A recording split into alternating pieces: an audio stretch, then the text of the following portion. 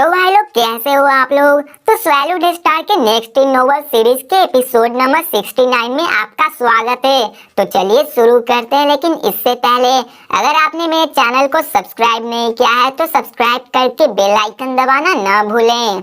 तो जैसा कि हमने पिछले एपिसोड में देखा कि लू फेंग के पास दो ही रास्ते होते हैं, या तो बबाता को मास्टर मानकर अपना टीचर मानना था, या फिर अपने मास्टर के सीक्रेट को राज रखने के लिए लू फेंग को मरना पड़ता।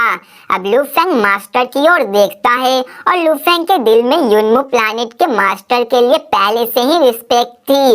और अब लू फेंग बबाता से पूछता है कि मैं अपने मास्टर को कैसे रिस्पेक्ट शो कर सकता हूँ। अब इसे सुनकर बबाता खुश हो जाता है और कहता है कि मास्टर सिर्फ अपनी करीबी को ही अपना स्टूडेंट बनाते थे, लेकिन अब जबकि हमारे मास्टर हमारे बीच नहीं रहे और युनमू प्लैनेट भी अब खत्म हो चुका है, तो ये और भी आसान हो जाता है और तुम्हें मेरे मास्टर को अपना टीचर बनाने के लिए मेरे मास्टर के सामने 8 बार झुकना होगा।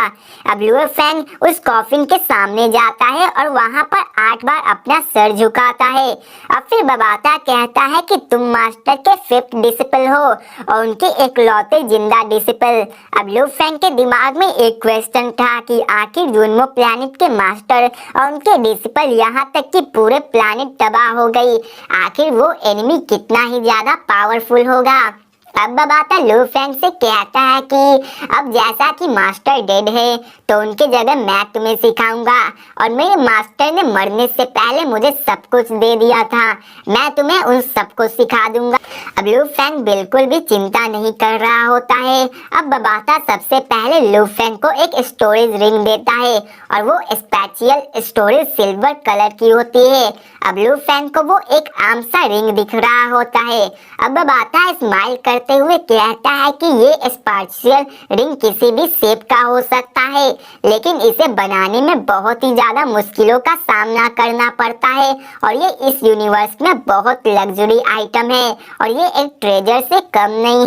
और वो उस स्पेशल लिंक की खासियत के बारे में बताता है कि ये तुम्हारे स्किन के अंदर भी चला जाता है, जिससे कि कोई भी नहीं जान सकता कि तुम्हारे पास ये रिंग है। अब लू फेंग उसे अपने मिडल फिंगर में डाल लेता है और वो लू फेंग के स्किन के अंदर चला जाता है और पूरी तरीके से गायब हो जाता है। अब बबाता लू फेंग को अपने स्पिरिचुअल एनर्जी को उस रिंग में डालने को बोलता है ताकि वो हमेशा उसके साथ ही रहे, और ये प्रोसेस परमानेंटली है और जब चाहे लू फेंग अपने उस रिंग को यूज कर सकता है। अब लू फेंग बड़ी हैरानी से पूछता है कि ये स्पिरिचुअल इम्प्रिंट क्या होता है। अब ये सुनकर बबाता बहुत गुस्सा हो जाता है और कहता है कि सबकी अपनी अलग अलग सोल होती है और बस तुम्हें करना है तो अपने सोल के स्पिरिचुअल एनर्जी को उसमें प्रिंट करना है ताकि तुम उसे यूज कर सको।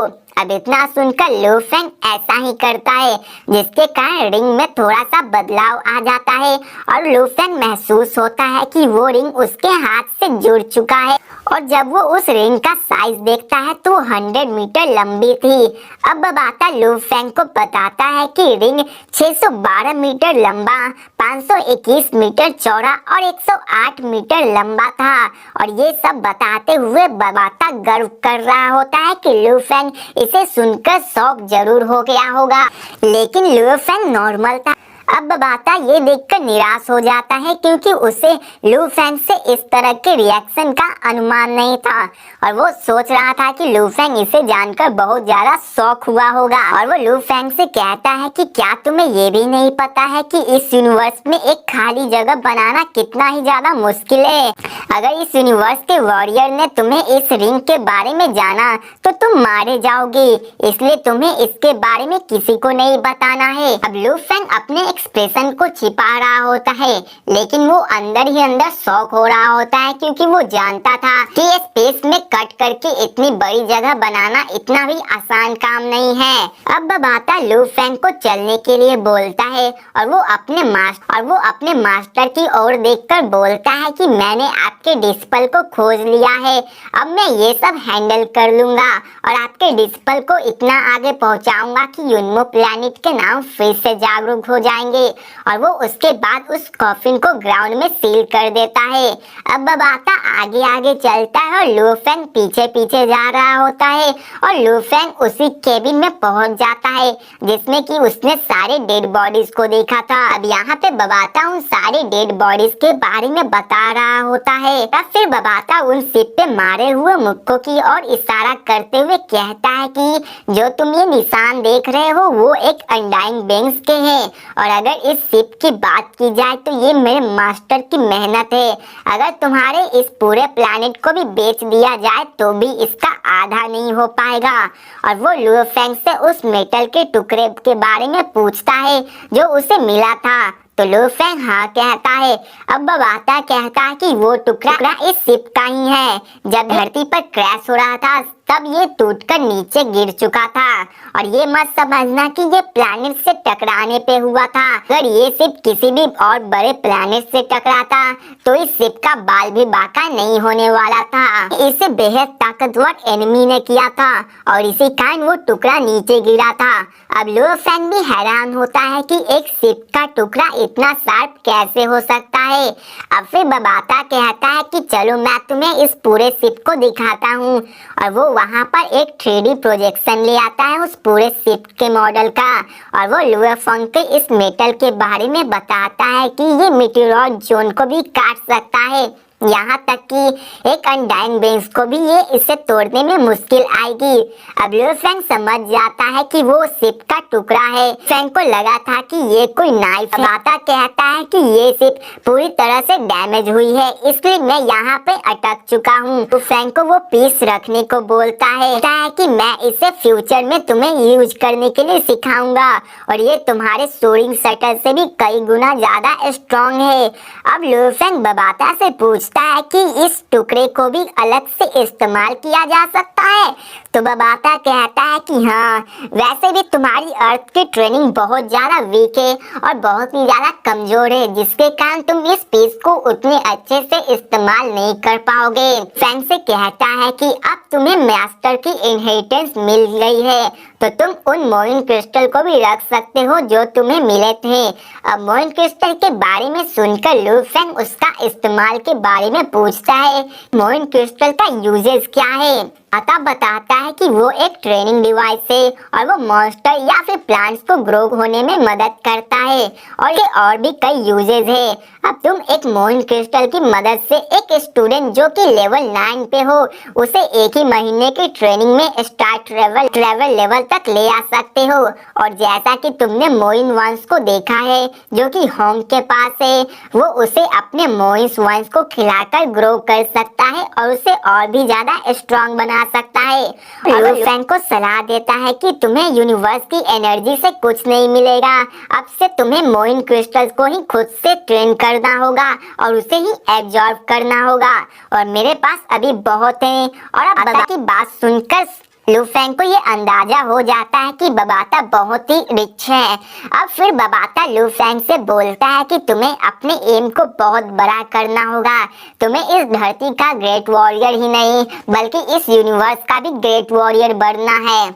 बबाता लू फेंग से कहता है कि तुम उन क्रिस्टल से खुद को ट्रेन करना और अगर डिफेंस की बात हुई तो मेरे मास्टर ने तुम्हारे लिए ब्लैक गॉड आर्मर छोड़ा था, लेकिन जबकि तुम्हारे पास पहले से ही एक ब्लैक गॉड आर्मर है तो आपकी अब कोई जरूरत नहीं है। और अब वो लू फेंग को भी मोइन वाइन की तरह एक क्लाउड कॉन्टैक्ट वाइन देता है और ये कहता है कि ये वाइन तुम्हें हर वक्त प्रोटेक्ट करेगा। अब Lu Feng cloud contact vines को होंग और थंडर गॉड की बातों से सुन रखा था और वो कहता है कि क्लाउड कॉन्टैक्ट वाइन इस यूनिवर्स के मोस्ट पावरफुल वाइन्स में से आते हैं और ये बहुत ज्यादा पावरफुल होते हैं और इनकी कल्टीवेशन जैसे जैसे बढ़ती है ये और भी ज्यादा स्ट्रॉन्ग होते जाते हैं और ये ट्रेजर्स को भी एब्जॉर्ब करते हैं और अगर इसे अर्थ पे छोड़ा जाए तो ये लगभग स्टार ट्रेवल लेवल 7 या 8 तक ही जा पाएगा, लेकिन अगर इसे ढेर सारे मोइन क्रिस्टल खिला दिए जाएं तो ये यूनिवर्सल लेवल तक भी जा सकता है। और मेरे मास्टर ने अपना ज़्यादा टाइम इसी में ही दे दिया था तब जाके वो एक अनडाइंग बेंग्स बन पाए थे। अब लूफेंग बबाता से पूछता है कि हमारे पास जितने मोइन क्रिस्टल है, क्या उनके मदद से ये यूनिवर्सल लेवल तक जा सकता है? बबाता कहता है कि तुम दिन में सपना देख रहे हो, यूनिवर्सल लेवल तक जाने के लिए अनगिनत मोइन क्रिस्टल लगेंगे और जितने तुम्हारे पास अभी है उससे तुम स्टार लेवल तक ही पहुंच पाओगे। और जब समय आएगा तो मैं तुम्हें इसे कल्टीवेशन करने का और भी तरीका बताऊंगा, जिससे कि तुम इसे और भी ज्यादा ग्रो कर सकते हो और पावरफुल बना सकते हो। अब लूफेंग वो सारी बातें बहुत ही ध्यान से सुन रहा था और अब बबाता लूफेंग से कहता है कि तुम्हारे मास्टर ने तुम्हारे लिए एक स्पीड वेपन भी छोड़ रखा है जिसका नाम आर्क ब्लेड कटर होता है और ये एक बेसिक वेपन है तुम्हारे सोइंग शटल की तरह ही, लेकिन तुम्हारे लिए सबसे ताकतवर हथियार वो शिप का टुकड़ा है क्योंकि ये अनडाइंग बेंग्स को भी हार्म कर सकता है और अनडाइंग बेंग्स को इसे तोड़ने के लिए भी मशक्कत करनी पड़ेगी और इसकी कीमत तुम्हारी सोच से भी कई ज्यादा है और ये तुम्हारी जिंदगी से भी जुड़ी है, क्योंकि अगर किसी डोमेन लॉर्ड की नजर अगर तुम्हारी इस मेटल के टुकड़े पे पड़ी तो वो तुम्हें मार देगा। अब लूफेंग ये सुनकर उसका दिल जोर जोर से धड़कने लगता है और कहता है कि सिर्फ एक मेटल के टुकड़े के लिए इतना सब। और फिर लास्ट में हमें उस मेटल के टुकड़े का नाम बताया जाता है जो कि हाइब्रिड कॉपर एसेंस होता है। तो भाई लोग इसी के साथ ये वीडियो भी खत्म होती है। अगर आपने इस पर 500 लाइक्स वो भी 24 आवर्स में ले आए तो मैं कल हो सकता है 3 वीडियो डाल दूं। तो मिलते हैं नेक्स्ट वीडियो में, तब तक के लिए बाय।